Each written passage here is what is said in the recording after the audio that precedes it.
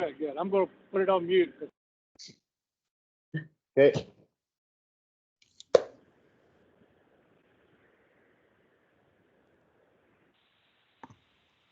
All right. So, good morning to everyone. 2 weeks ago, I think, was when we met last time, right? And 2 weeks ago, I made this comment, don't miss next week.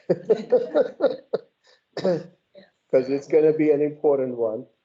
And I missed it. So, but I'm glad to be back on here and great to see everyone again this morning. So we are getting ready to go into some, what I would call foreign land for most of us in the Western world, because in this culture and in these times, don't quite grasp and understand the ancient Hebrew mind, the ancient culture that goes many, many centuries, even before Jesus. And we don't know the language, right? So there's so much that has changed over the years. I tried to use a simple illustration to help explain.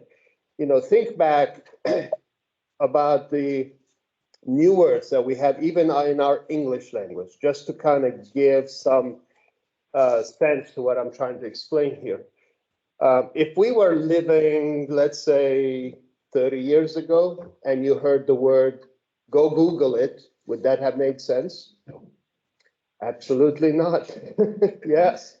I mean, even in our current language, there's so much change that's introduced over the years, especially as technology develops, as change happens. Think even about the word mask, all right? 2 years ago or 3 years ago, if you heard the word mask, you probably thought of what? The thing you put on your face, maybe, right? At night before going to bed, or beads, right? What else? Halloween. But today, when you say mask, what do you think of? COVID, right? And that's over 2 years. That's just over 2 years. Now imagine thousands of years, right? Imagine the shift in language and the introduction of so many new terms, so many new ways of saying things, so many new expressions. And you'll get the picture that it's not simple, and it's not black and white, and it's not easy to just look at it and read it on the surface and always say, this is what it always means, and this is only what it means. We can't do that. We just cannot do that, especially when it comes to the Bible. Because when you're looking at the Bible and you're reading, even going back to the days of Moses, right? Expressions change over time. I think, was it 2 weeks or 3 weeks ago, I gave you an example of somebody coming to me and saying, he doesn't need a dentist because the Bible says in Amos that God is going to give us white teeth. Well, that's a Hebrew expression, right? If you remember what I said, those of you who were here, that was not an expression that says you're going to have healthy white teeth. It was an expression that said you're going to be starving to, because you won't have food to stain your teeth. But in today's world, when you look at that and it's translated literally, we don't get it because we miss that there is an actual Hebrew saying here that is in the language that didn't get quite translated. So translations like King James that are literal, translated, and God will give them white teeth. And those of us who don't know any better and read it, they're like, oh, wow, that's a blessing. Well, it sounds that way, but it's actually a curse, right? Because we don't know the language and we don't understand what it is trying to convey. And that's just one example. That's just one simple example. There are lots of such examples in the Hebrew and even in the Greek, right? But especially in the Hebrew, there is the other side of it. The Hebrew language is very flowery, very poetic, very picturesque. It paints pictures in the mind. And it's easy to see that just by reading the book of Psalms, right? The poetry that comes across and the language that comes across. So you have to also connect with that language. You have to connect with the sentiment and the emotion. You have to connect with what is being said.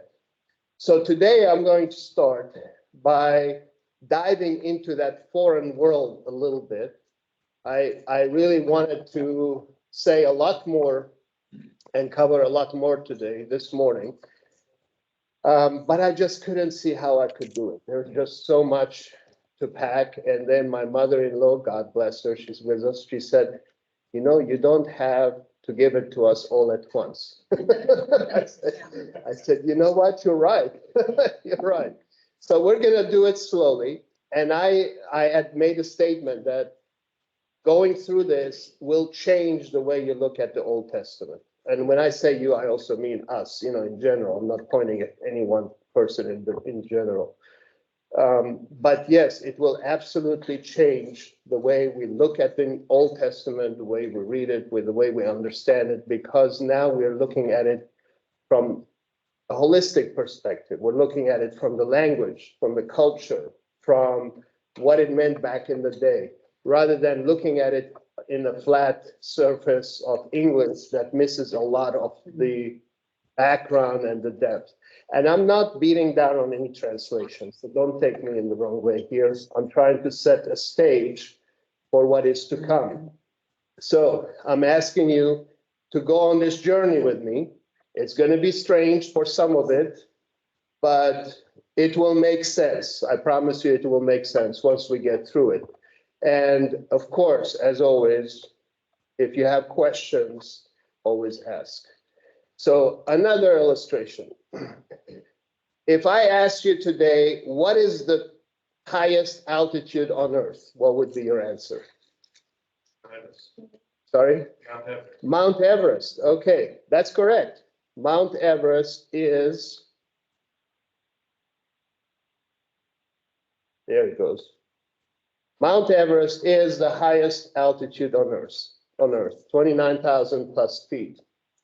Now, if I ask you the question a little bit differently, what is the tallest mountain on Earth? Under the ocean. It's not Mount Everest, right? Many people think, it's in Hawaii. That's right. It's not Mount Everest. It's actually Mauna Kea in Hawaii. It's 33,500 feet tall, almost a mile taller than Mount Everest. But most of it is under the ocean. It's not visible. So 19,700 feet of it is below the Pacific Ocean. And it's also the biggest, the tallest volcano on Earth, by the way. I've been there, and it's an incredible sight to stand on that mountain. Another way to look at it. The tip of the iceberg, right? When we have that expression in English, it's the tip of the iceberg. When we say that, what do we mean? We're saying, okay, you're only seeing a small bit of the story. There's so much more that you don't see and realize. And there's so much more that is coming that you don't see and realize. When we think about it in our world, there is what we call the seen versus the unseen. The seen is actually the tip of the iceberg. The unseen, what we don't see, is so much bigger, so much broader. And there is so much more that meets the eye. The physical world versus the spiritual world. Now, why do I say that? I say that because these were just visual examples that will help illustrate what we're going to go into here soon, okay? It addresses, first of all, perceptions and filters that we use in interpreting the world around us. Because we are human, we're people, so we make judgments and decisions based on what we see, what we touch, what we experience, what we feel. But many times those decisions can be faulty because there is a lot we don't see and we don't touch and we don't feel, experience in our own selves. So it brings in additional data points that may not be available to us when we make a decision or when we interpret a situation that we are in. How many of us here, for example, have misjudged a situation or a person?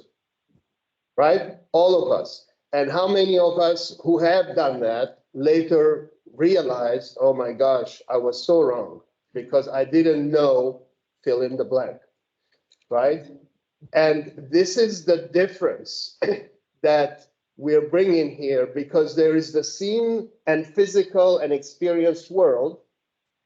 And in contrast, there is the unseen spiritual world that is sustaining the universe, really. That's why we hear things from Paul, right? In 2 Corinthians chapter 10, when he says that we don't struggle with that which is seen, right? But that which is unseen. In Ephesians 6, our battle is not against flesh and blood. Flesh and blood is not just people, right? Yes, that's flesh and blood. But flesh and blood is an expression that refers to physical things. The things that we see with our eyes or experience with our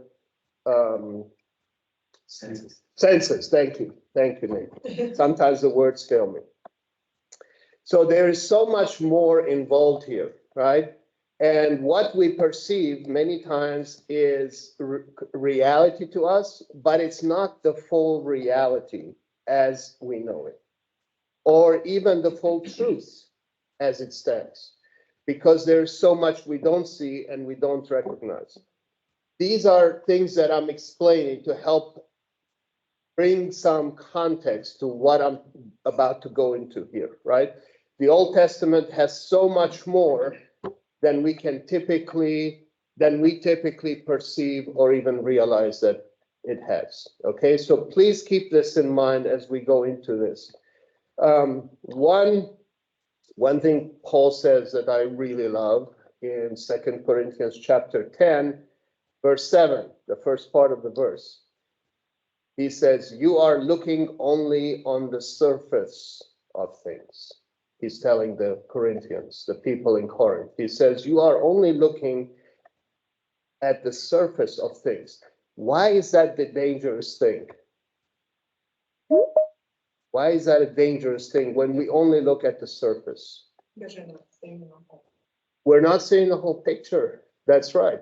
And we're making judgments and decisions based on the very little piece of information that we have. And here's the crazy thing, is we tend to get very proud and arrogant about it, right? Because we say, hey, people, I know, I actually have experienced this. I have seen it with my own two eyes. And we pass judgments. But there's so much more behind that. That's why Jesus said, do not judge, right? Lest you be judged, because there is so much more involved with every one of us.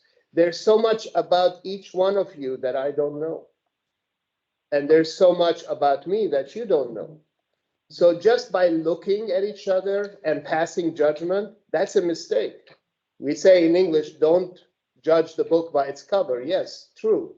But also don't judge a person or a situation by what you see and experience, because there's so much more that is involved. And Paul puts it by saying, don't just look at the surface of things.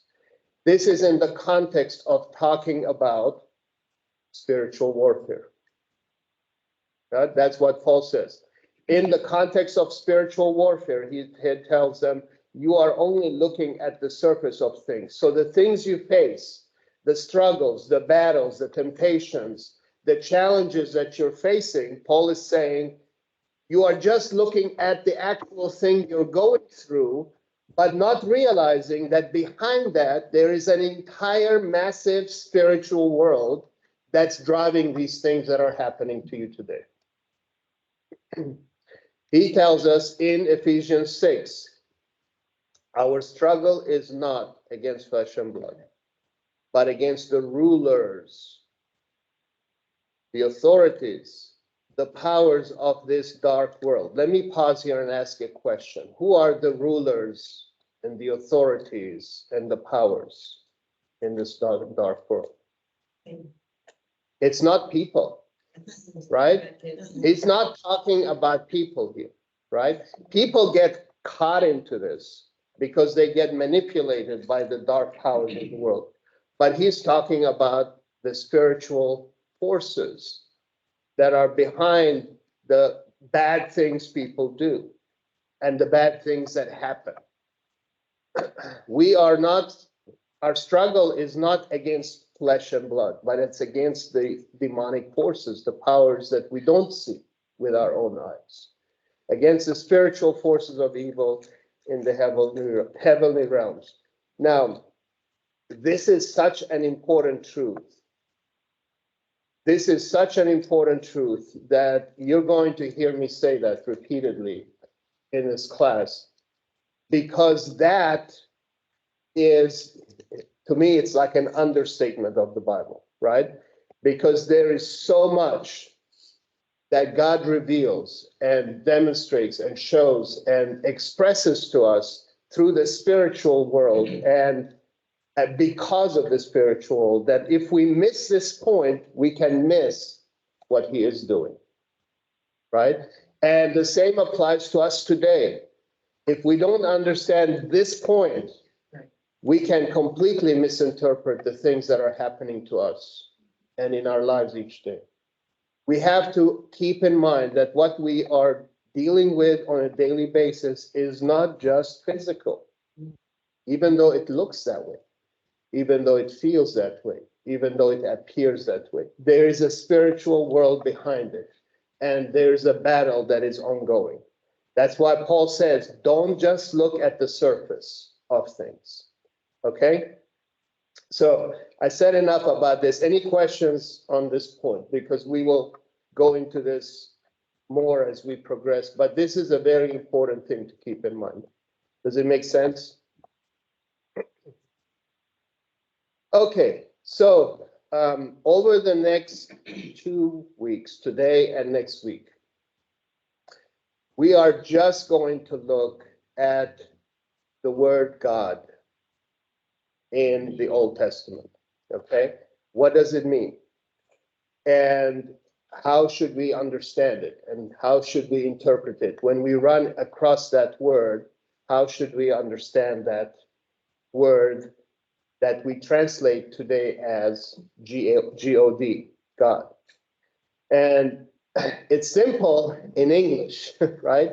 In English, we use God with a capital G to refer to the Creator, our Heavenly Father, He who made all that is seen and unseen, the one true God, right? Now, we also in English use the small letter G to also say God, but with a small g. And when we do that, what are we talking about? Usually pagan gods. A pagan god, right? And what else are we talking about? Idols, right? You know, things that we potentially elevate above our Creator and our God in our own life. It becomes like an idol for us. You know, we say, oh, it's become like a god for him. That's with a little g. Now that's in our English language. The Hebrew language is much more complicated, a lot more involved. And that is what I'm going to cover today and next week, because it's not going to be enough to just do it today, right? And please ask questions, because now what we're going to go through is going to be foundational in our understanding of the entire Old Testament. It's, you know, it's that important, right? So in the Hebrew Bible, first of all, we don't have capitalization in Hebrew like we do in English. There's no such thing as a capital Aleph. An Aleph is an Aleph, right? The language is much more complicated. And we have words that are singular, plural, and plural singular. Meaning, when you look at it in grammar, it's plural, but in use, it's singular. Can you give an example of that? I will give you several examples of that. I'll even give you an example of that now in English. Okay. All right? Let's think about an English example of a word that is both plural and singular. Sheep. Sheep, there you go. That's a perfect example. Y'all. Yeah.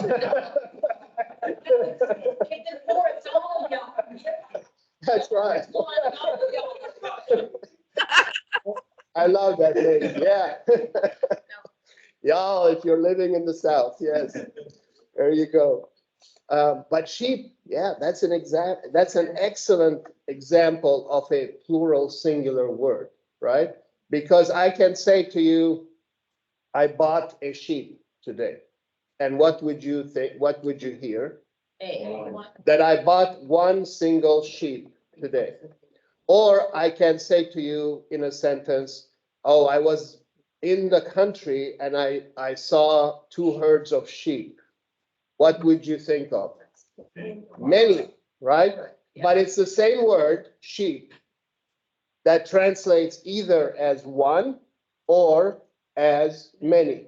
That's an English example of what I call singular plural word. Okay? So, and we will see that in Hebrew as well. And so stay tuned on this. But do you understand what I mean, first of all, by singular plural?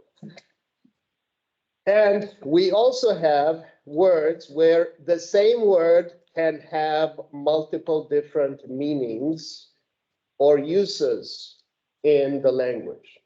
We also have that in English, right? Depending on how you use it in a sentence.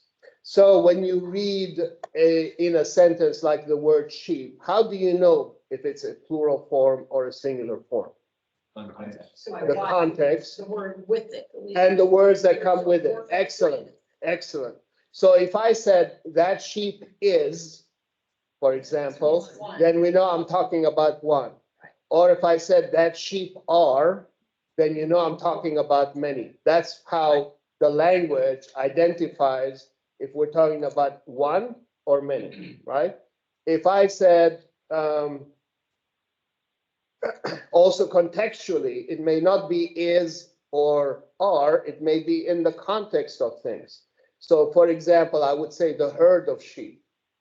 There is no is or are in this case, but the context of the phrasing tells me that it's many. It's not just one.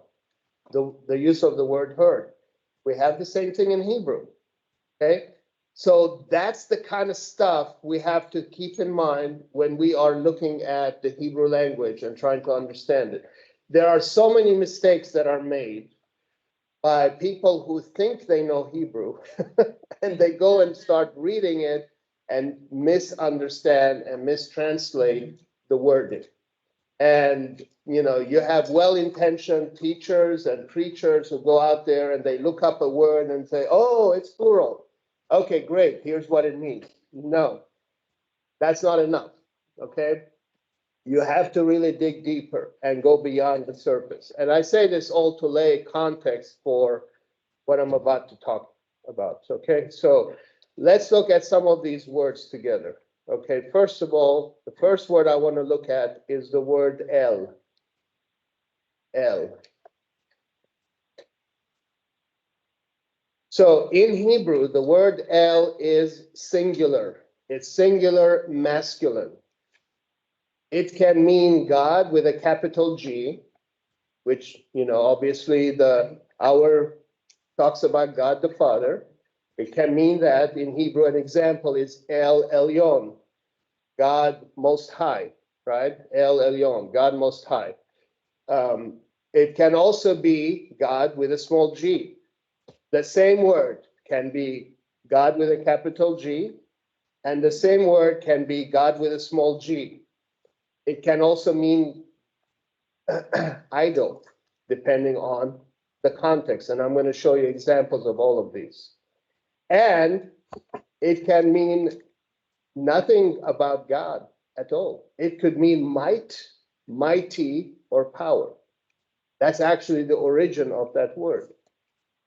So when you see the word God or El in Hebrew, it doesn't always necessarily mean God the Father.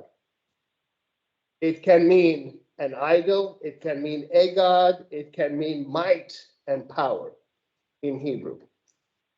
Now, when it's preceded by the letter He, which is the, let me get my pointer in here to work so everyone can see it. There's He, okay? The letter He in Hebrew is equivalent to the word the in English, okay? So when you add the letter He to the word El, it becomes Ha'el, like this, as you see here. Ha'el literally translates as the God, the God, as in Genesis 31:13. And when it's written like that, it's clearly talking about the one true God. So it identifies who that Ha'el is, who the God is that we're talking about in this case. Are you with me so far? Yeah, can you explain why on the right it shows the little asterisk looking thing underneath versus Just the little bit. what changes? Okay, so that's a good question. That's a good question. So those the two dots and the little minuscule T here under the letters, those are actually vowels. In English, we have vowels like E, O, I, U, right? In Hebrew, we don't have that. So the two dots and the T looking, these are the vowels that tell you how to pronounce the word. Now, those who know Hebrew don't need them most of the time because they can look at this and know exactly how to say it. But those who don't, it's helpful to have that because it tells you how to pronounce the word. So the T under the letter gives you the ah sound. So it's the elongated A sound. So As a person who's just now learning, I have to have them. I'm sorry. I said, as a person who is just now learning the Hebrew, I have to have them. Yes. Like, yes. Yeah, when you're just learning Hebrew, these are very, very helpful because they help you in understanding how to pronounce these words. And some of those words can be very ambiguous. The same three letters can be said in 2 or 3 different ways. And it depends on how they are in the sentence. If you know Hebrew, you are able to look at it and grasp the sentence and pronounce it just as it needs to be pronounced. But if you don't, that's when you're struggling, and that's when the vowels come in handy. Nate? Like how we understand read versus read, Yes, context in this. exactly. Great example in English, right? Read, read, right? And there are other very similar words in English. You know, read, R-E-A-D versus read, R-E-D. 2 different words that sound exactly the same, right, to our ears, red, red, but one is a color and the other is a past tense of something we did, right? And if you take out the vowels, it would be the same. You would just read RE for all. For this, yeah. So you would read it ha, el, regardless, yes. So ha, in this case, means the. And the 2 dots side by side is a sound. Okay, A sound. Just like the A in our English language, A, B, C. So when you see 2 dots under a Hebrew letter, you would make the sound A as it's associated with that letter. So if it's the 2 dots under the He, the Ha sound, instead of saying Ha, you would say Hey. Okay, so it changes how you pronounce it. If it is a T, for example, tav in Hebrew, 2 dots under the tav is te. The T under the tav is ta. There you go. Very good. Now, so There's not a test. no, there's not a test. Okay. No, but I think this will allow us to have context in when we go in and start reading and understanding the Hebrew. And I'm also trying to bring this into an understanding for us. Now, in the manuscripts, if you look at, for example, one of the Dead Sea Scrolls, if you go to the Israel Museum one time with me, when we actually do make this trip, Amen. I Hallelujah. will take you and I'll show you. But the manuscripts in those days were literally just a whole string of alphabet letters. You know, there's no spaces, no commas, no periods, just a whole long string of letters. And it's not easy to understand, right? So the way we have the Bible today is broken down into Right. chapters and verses and Yeah. paragraphs. That's not how it was written. Okay? Paul, in his letter writing, didn't stop and say, wait a minute, this is going to be a new verse here. I'm going to put a number here. No, it's not how we did this.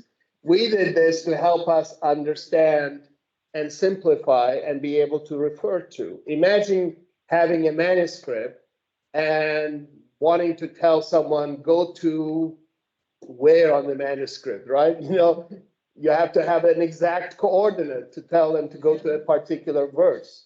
So for us, the chapters and the verses and the paragraphs are like coordinates that help us navigate and go to a passage very quickly. It's yes. So, back there. The Bible terms, when they talk about studying the Torah and memorizing it, would they just like memorize the whole book? Yeah, Yes. absolutely. Yeah, it's what they did. They memorized. Absolutely. And they And still do today. Yes.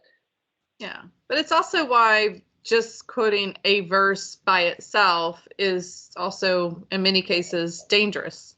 Very much so. Absolutely. Yeah, very good. Yeah. Very good comment there, Renee. Thank you for that. That is why you've always heard me for as long as I've been here and talking. Yes, there you go. I've always been saying context, context, context. Always look at the context. Don't ever take something out of it. Yeah. Because you could completely misunderstand and misinterpret the intent of the wording. Okay. It's a fast, I can go on a lot about this, but we're digressing here a little bit. That's okay though. Okay, moving forward. Oh, I meant that to be, okay. In the Hebrew Bible, when the letters Yod Mem, which are these right here, are added to the word, it changes it to plural if the word is masculine. Now, I know I'm going into a lot of technical details here. Just bear with me because, you know, I'm not going to go into too much of this, but enough just to help us understand. So, for example, you have the word El, which we already covered what it means, right? If you add those two letters, which is a Yod, which is a Y sound or E sound for us, and then this squarish looking thing here is an M that appears at the end of a word, M. So together it sounds Im, and it's always used when the word is masculine. Again, that's another complication that we don't have in English. In English, we don't have masculine, feminine words. French, we do, right? Spanish. Spanish. In English, we do not. In Hebrew, we do. So that's another context that we use to understand, is this talking about a masculine figure or a feminine figure? And it's important as we interpret and understand what the verses are saying. Now, when you add those two to the word El, it becomes plural. El is masculine. That's why EM is used here. and it becomes Elim. That's how you pronounce it. Elim. It's plural form and it means gods. Gods. Okay? Now take Daniel 11:36. We looked at that in the book of Revelation when we were going through Revelation together. And here's the verse that I have for you in Hebrew at the bottom. V'yit gadel, he will exalt himself. Al kol el. Al means above or on top of. Kol is every. El is God. Al kol el, above every God. He will exalt himself above every God. Ve'al el elim, and above, here it says against, it's also correct. Al above, el elim is the God of gods, which is talking about our God the Father, right? The first part of the sentence here is talking about other gods. That's not God the Father, right? The second part of the sentence is talking about God the Father. Do you see this? Right. Notice the term. It's the same word. Look at it here, El. The same word here, El. And here's the plural form of it, Elim, where the im is added to the end. But it's the same word appearing with three different meanings in the same sentence.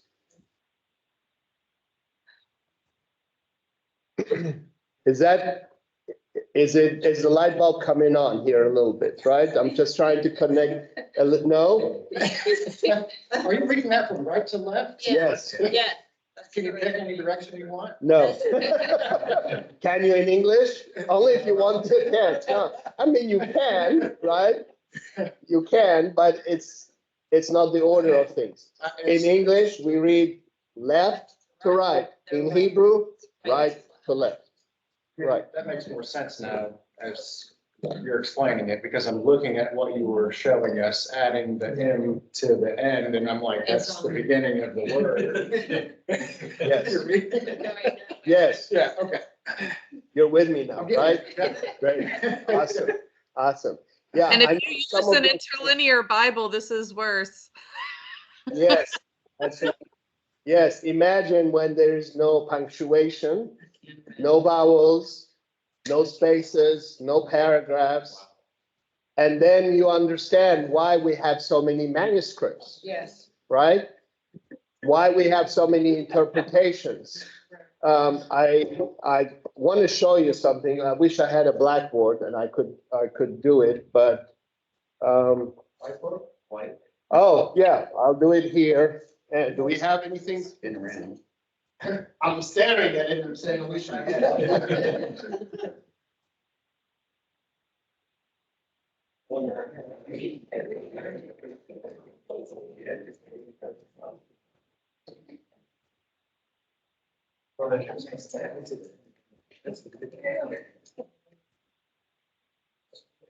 We're looking for markers.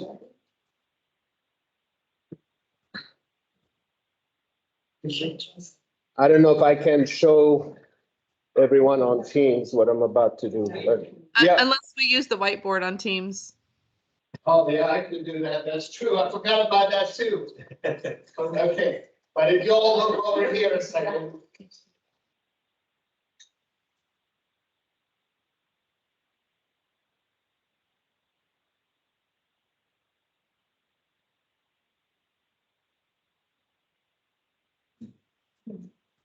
Okay. How would you read this? God is nowhere, or God is now here. So All right, you gotta bring it back to the camera. in Hebrew, when you have a whole string of letters all together, and you're reading it and you run into scenarios like this. That's really how they wrote all those numbers. Yes, back in the day. You read it right backwards. It's very, very complicated. Right, you're now house. I'm sorry? If you realize the words, if you When I write in Hebrew, Like the God. so there is written in Hebrew that is Like equivalent to, what do you call it? He didn't hear you. Yeah, Precor, if you could just show a quick view of that on the camera. This is how I would write Elohim, for example. Okay, so I'm writing this from right to left, okay? So for example, the word Elim, this is Aleph, Lamed, Yud, Mem. You can write right to left. So, okay. But is this making sense? So, yeah, so this is. So when Andy puts together this stuff during church, and Yeah. you have to read it, the words backwards, but in the right direction. Is that correct? It's not backwards in Hebrew. Quote is on that side. That's right. but it's- Right, but yes, when I'm reading it, like in church, when I'm reading it, I'm literally reading from the right to the left. Austin, stop thinking in English.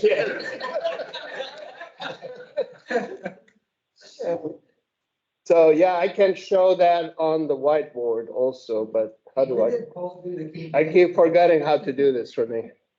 Okay, yeah, we'll just keep going and I'll see if I can do a whiteboard here in a minute. Okay, think there's a 3 dot here. Anyway, let's keep on going. Yeah, keep on going and we'll get a whiteboard going, so we'll have it in the future as well. Okay, But sorry. they had to, the scribes who did that, you had to be really learned. Yes, that's right. And that's why when you read in the synoptic gospels, right? You hear the writers like Luke, for example, talking about the scribes, Right. right? That's a big deal. Talking about the Pharisees and the scribes.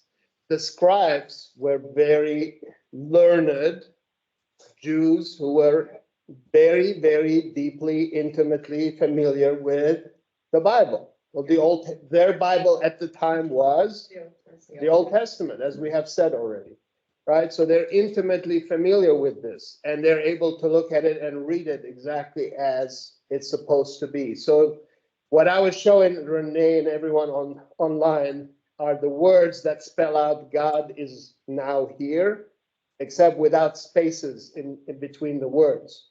If you put all the words together and try to read it as one, as a sentence, you can see how you can read it in 2 different ways. And so it changes the meaning completely, right? God is nowhere, which we know is not true. That's false, right? God is now here. That's more accurate. But you can see how the same wording can have completely 2 different meanings. So how do you figure it out accurate? You have to read it in context. In context. That's why I stress that. Yeah. You know, that's why I stress that. And that's why it's even more important for us reading a translation of the Hebrew to read things in context. Okay, and we are running out of time already. Wow. But okay, so this is a much deeper topic, and we're just really I'm only just scratching the surface here. But hopefully it has whetted our appetite enough for you to come back for more. Right? But again, let me finish with this note. At the bottom here, notice how the same word, El, has 3 different uses in the same sentence. This is relating to the verse that is talking about the Antichrist in Daniel chapter 11, verse 36. He will exalt himself above every god, lower G, right? And above God, capital G, of God's small g. The same word, okay? And that's why translating is not simple. That's why translating is not simple. There's so much more involved than meets the eye. I would think something as precise as language, or something as important as language would be more precise. You would think. You would think, but we are people. Working on it. Yeah. It's not. It's not, and we are people, and we express ourselves differently, even in English, right? I can say something one way, and you would say it in a completely different way, but mean the exact same thing. I may put emotion into my word, or no emotion at all in my word, and it changes the meaning. So I can say, for example, I care about you. Yeah, I care. Same thing. Same words, Yeah, but a lot different. but they mean two totally different things, right? You're hearing the same words, but I mean two totally different things about them. The same thing is in Hebrew, right? And you have to understand how you read it and what the context is. That's why you cannot just take it at the surface. And you have to put yourself in the shoes of the people who were writing it and reading it, and the time and all the exegesis and hermeneutics that we talk about, that of how they would have seen that or viewed that, right? Based on, they didn't have the words, just go Google it. Their words would have been different, right? So it's hard to put yourself back in what they would have understood the word to be, and to us that may be very foreign. So, thank you for that, Renee. So there's a lot more to come. This is just barely scratching the surface. And we are just looking at one small part so far of that word El. Yes, there's a lot more to come. So come back next week and we will pick up from here. I have one question, Krikor, for just everybody that's in the room. I guess if you would have read this, if you would have read Daniel 36, not knowing any part of this Hebrew that you just taught us, how would this have been read? Like, how have people have read this verse in the past?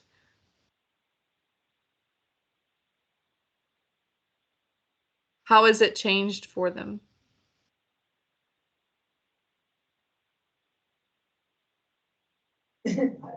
I think what she's asking is, if without the context of what I just gave you in Hebrew, if you just read this in English, how would you read that verse?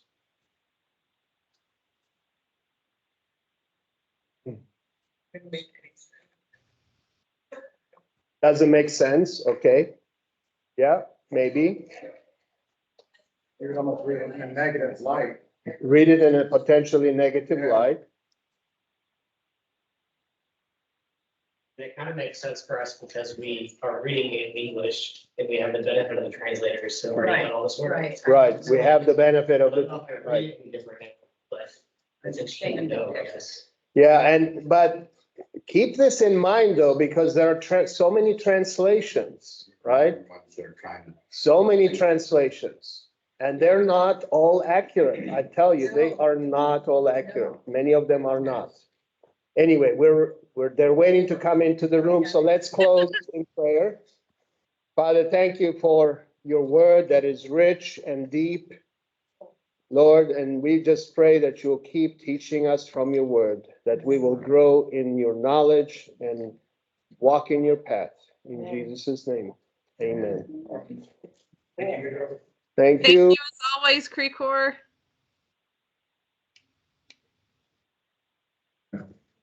Bye, everyone.